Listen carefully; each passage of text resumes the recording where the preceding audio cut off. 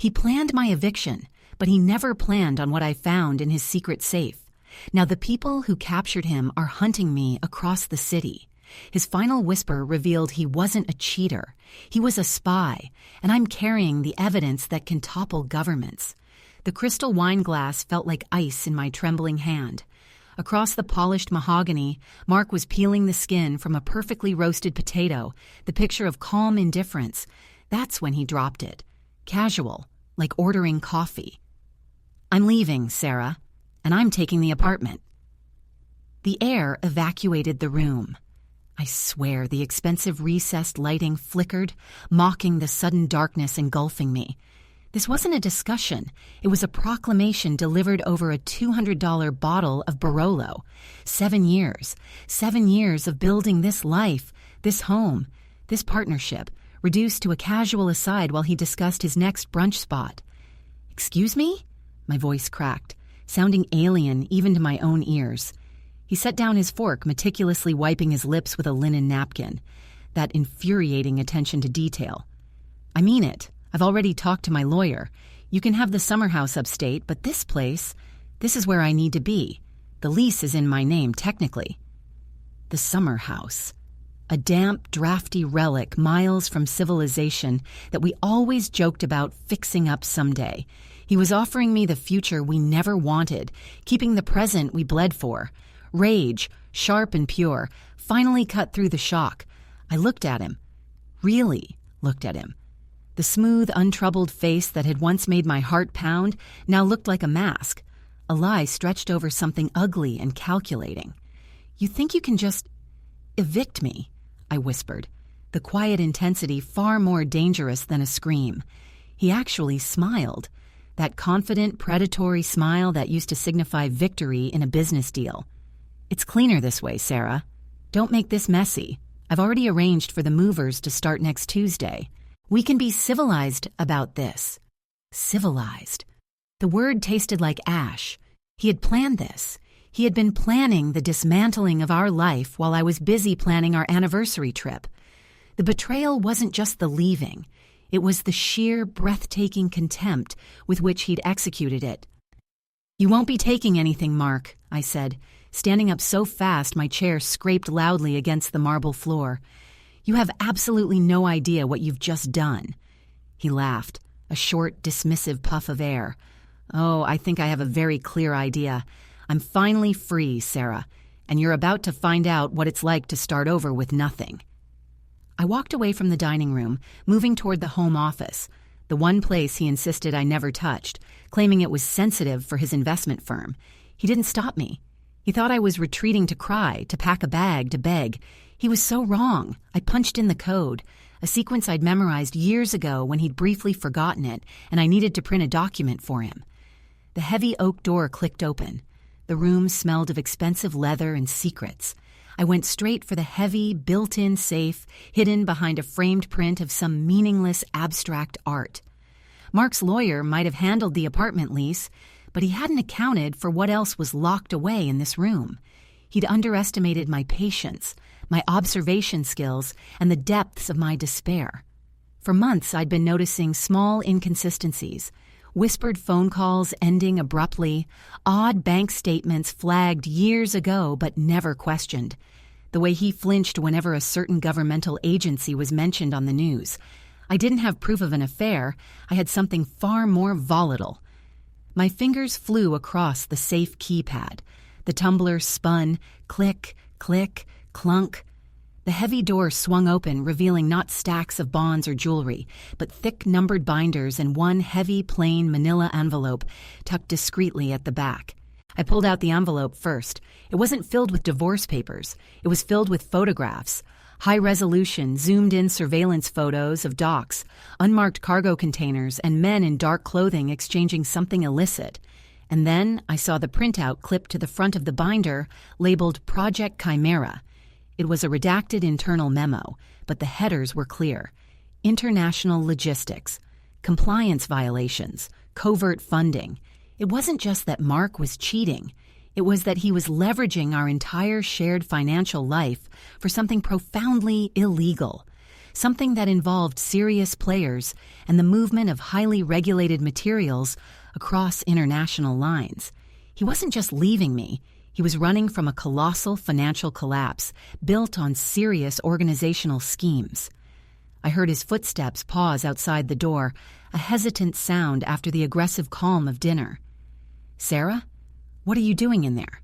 I told you to leave my work alone." His voice was sharper now, edged with real fear this time. I turned, holding the envelope aloft, the shadows from the desk lamp catching the glossy sheen of the incriminating photos. "You wanted to talk about what you're taking, Mark?" I said, my voice dead calm. "Let's talk about what you've acquired." He lunged for the door, his composure shattering. "Give me that, now!" I took a step back, pressing myself against the edge of the desk. I knew what this was worth.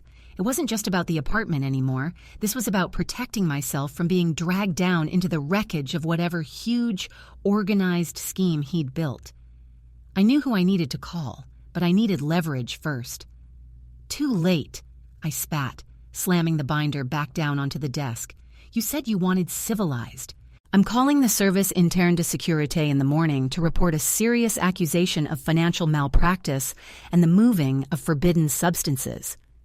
Mark froze in the doorway, his face draining of color. He wasn't angry anymore. He was cornered.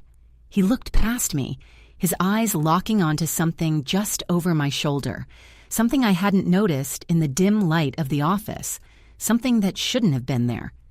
A faint, rhythmic tapping sound started coming from the ventilation shaft high above the desk, directly above where I was standing.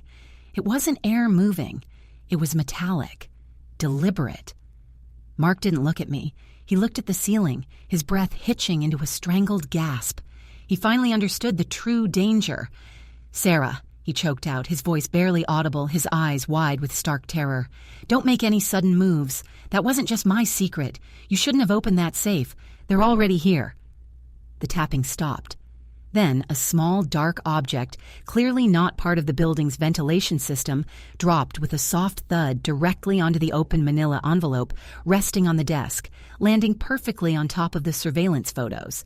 It was a small, sophisticated listening device, and judging by the faint, high-pitched whine emanating from it, it was already broadcasting everything in the room.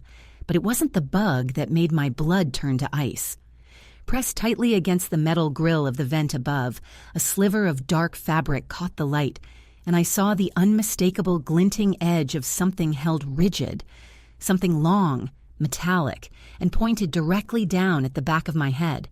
The sight of that metallic edge hovering above me erased all thought of divorce, apartments, and even the damning evidence on the desk. Survival kicked in, instinct born from sheer, adrenaline-fueled panic. I didn't scream. I reacted. "Get down!" I shrieked at Mark, shoving him hard toward the doorway, throwing my own body sideways toward the safety of the massive lead-lined filing cabinet. The object from the vent didn't follow me.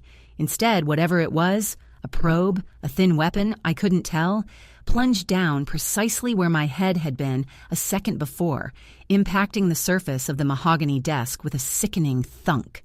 It wasn't a wire. It was heavy.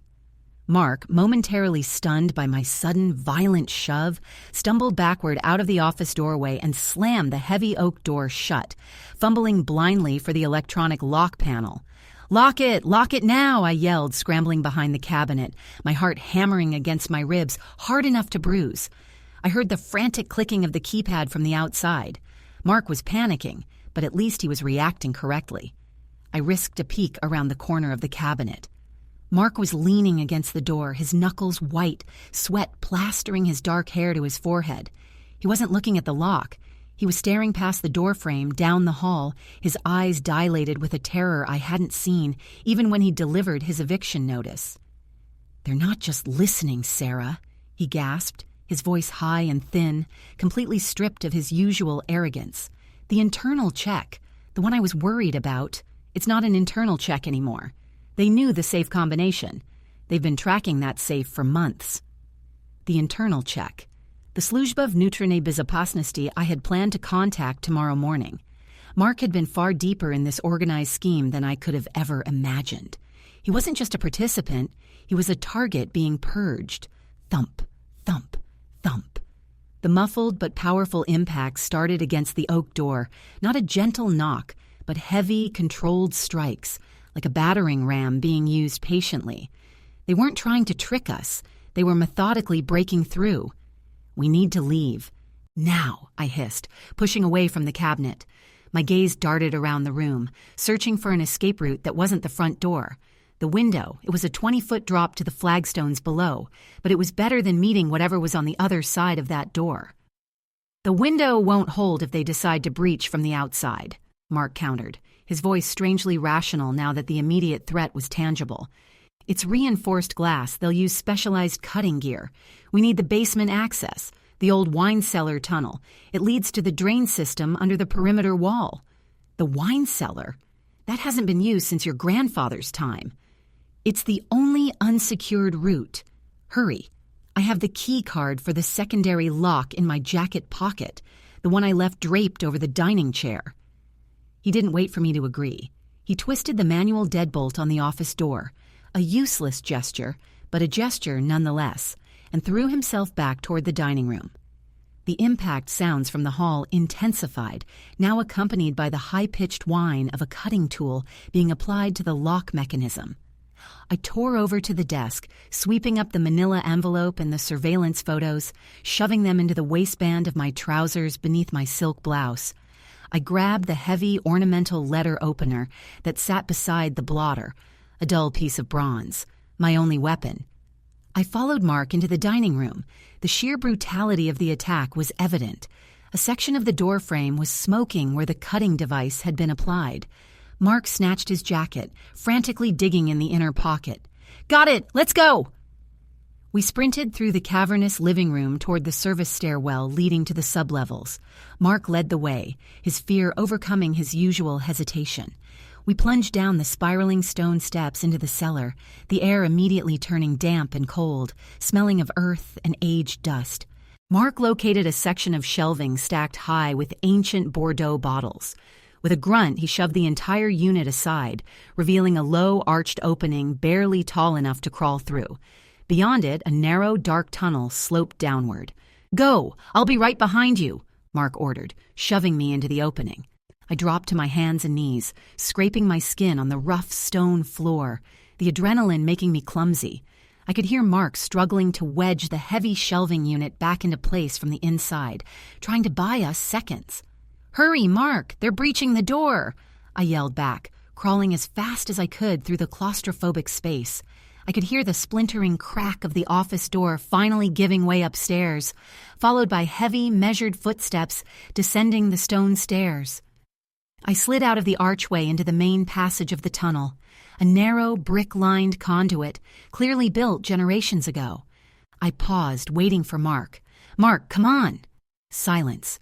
Then a sound that froze the blood in my veins, not the sound of him struggling with the shelf, but a wet, sickening thud from the top of the stairs, followed by a muffled, authoritarian voice speaking crisply into a radio. "Target neutralized at secondary entrance. Subject B located in the cellar access point, confirming containment of evidence." My world tilted. Neutralized? Mark? I spun around, trying to see back up the slope toward the entrance, but the darkness swallowed the upper portion of the tunnel. I had to know. I crawled halfway back up the incline, whispering hysterically, "Mark! Mark!" No answer. Just the sound of heavy boots slowly descending the stone steps, methodical and inevitable. They weren't rushing. They had him. Terror gave way to a desperate, blinding need to survive and expose this. I turned and scrambled forward into the absolute blackness of the lower tunnel, crawling over debris and sludge, tears streaming down my face, the weight of the envelope digging into my back. I crawled for what felt like an eternity, the distant sound of the boots receding as the agents apparently focused on securing the office and whatever state Mark was in. Finally, the tunnel opened slightly into a wider, concrete-lined space, the old municipal drainage connection. I could smell fresh air, freedom. I pushed through the final rusted grate that separated the old tunnel from the modern drainage outflow pipe. I tumbled out onto damp grass, gasping the cool night air. I was behind the property line, hidden by dense, overgrown laurels. I started running blindly, putting distance between myself and the house, away from the silence where Mark had just been. I ran until my lungs burned and my legs gave out, collapsing near the roadside ditch about half a mile down the secluded lane. Breathing raggedly, I reached inside my blouse, clutching the envelope. I needed to call the authorities, someone outside this orbit of corruption. I pulled out my phone, my hands shaking so violently I almost dropped it in the mud. I stared at the screen. No service. Of course. This entire lane was a dead zone. Defeated, I looked down at the envelope, intending to pull out the evidence and examine it again, to figure out my next move in this terrifying game of international espionage and organized crime Mark had dragged me into. As my fingers touched the paper, I noticed something taped very precisely to the back of the manila envelope, a tiny, almost invisible sliver of transparent adhesive. It wasn't there when I first picked it up in the office. I peeled it off slowly. It was a miniature tracking beacon, sophisticated, already active, and then I realized Mark hadn't been buying time for us to escape when he told me to crawl through the tunnel. He had been buying time for them to plant the tracker on the evidence I was carrying, ensuring that no matter where I ran, no matter who I tried to contact, I was still holding the payload for the people who had just neutralized him. My phone suddenly chirped, one bar of service flickering weakly. A single text message popped up from an unknown number. The message contained only an address, the name of a reputable, high-security downtown bank, and a time, 8 a.m. tomorrow. Attached to the text was a single chilling photograph, a close-up, high-resolution image of a heavy-duty, custom-made briefcase, securely locked, sitting on a marble floor.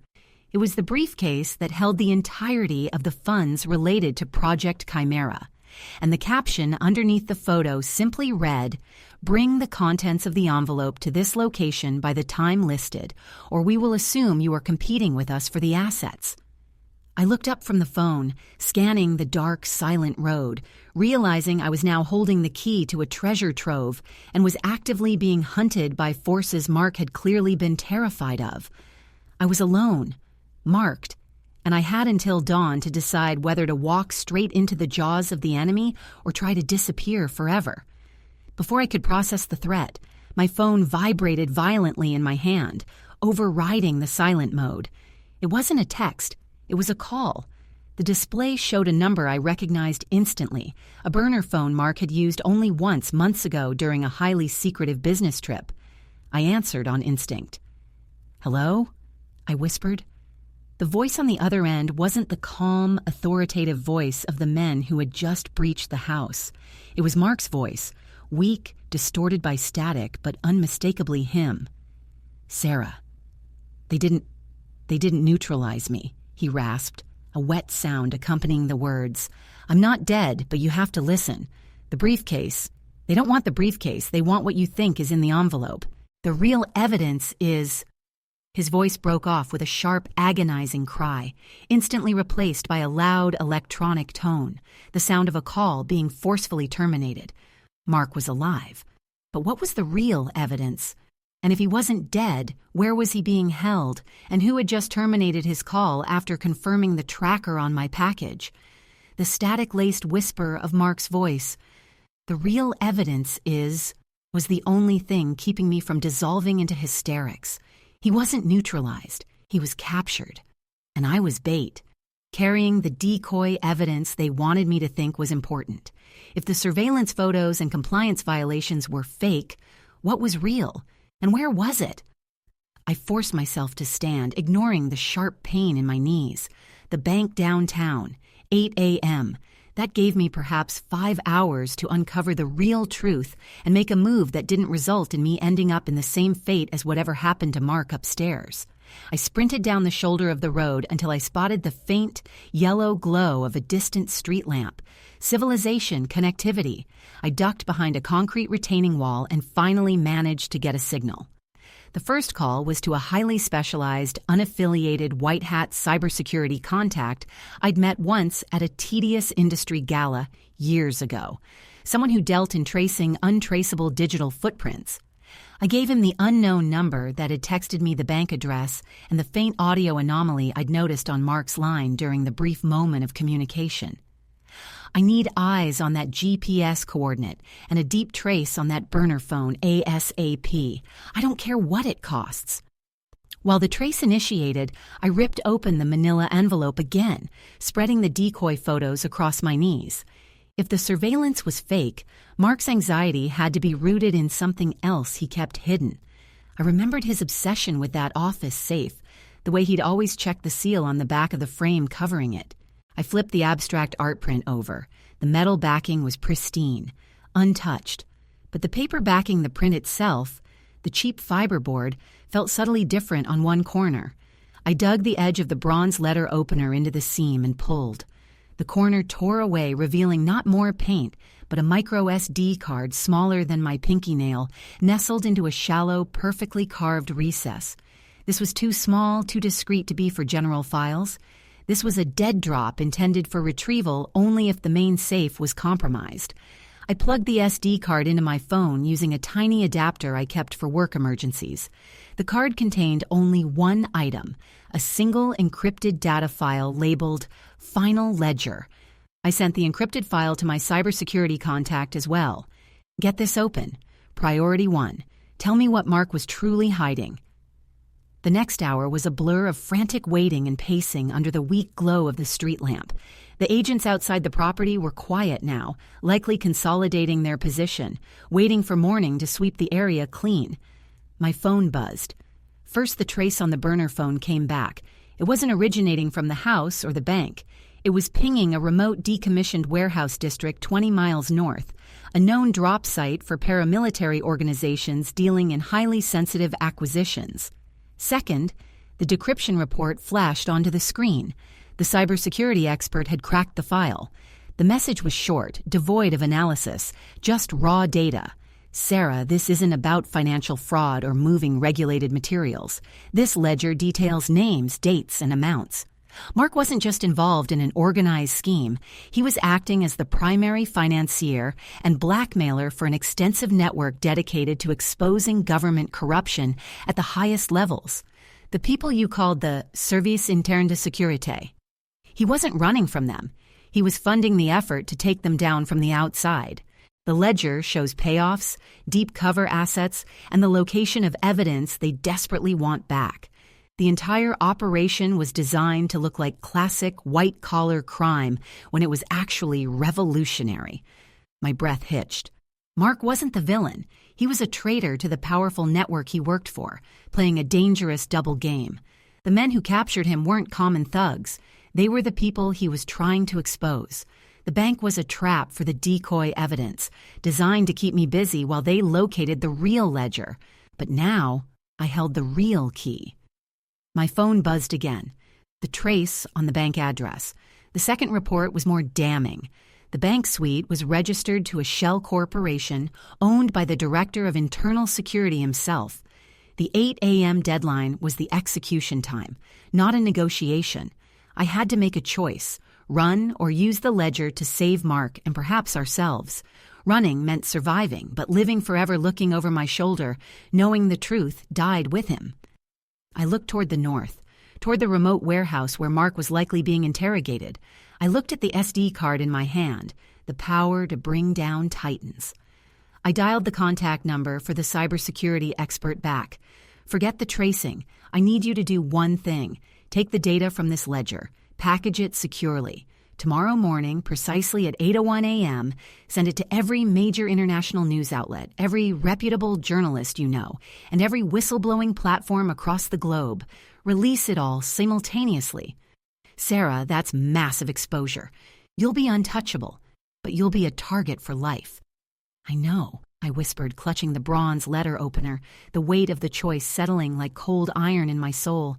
But if I walk into that bank, I'm dead by 8 a.m. anyway. If Mark is still alive, maybe, just maybe, if I detonate the truth publicly, it creates enough chaos for him to be leveraged out of their hands. I didn't go home. I didn't pack a bag. I found the most isolated, secure spot I could near the edge of the city limits, found one last bar of signal, and sent one final anonymous message to the black site holding Mark, containing only the time, 8:01 a.m. I destroyed the SIM card, buried the empty envelope, and walked into the deep shadows of the pre-dawn city, a ghost carrying the evidence that would either burn the world down or buy back the man I thought I knew. The confrontation was no longer about ownership of an apartment. It was about the ownership of truth, and I had just armed myself for war.